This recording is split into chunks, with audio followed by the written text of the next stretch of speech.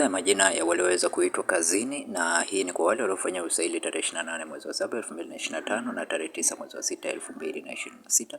Majina yenu yameweza kutoka, na chukua barua yako katika akaunti yako ya ajira portal. Hongera kwa wewe uliyechaguliwa, na kwa wewe ambaye ulifanya maombi au ulifanya interview na ukubahatika kuchaguliwa, usikate tamaa, omba tena pale nafasi zitakapotangazwa. Unachotakiwa kufanya wewe ni kujoin katika grupu letu la WhatsApp kuweza kupata PDF hii na kuweza kuangalia jina lako kama umeitwa au kama haujaitwa. Hii ni taasisi mbalimbali za umma, kwa hiyo ikiwemo bodi ya usimamizi wa stakabadhi za ghala, lakini pia kuna mamlaka ya udhibiti wa nafaka na mazao, pia kuna mamlaka ya usimamizi wa bima Tanzania TIRA, lakini pia kuna shirika la bima taifa NIC.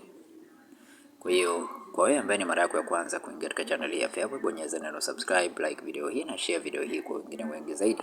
Asante na karibu tena, tukutane katika video inayofuata.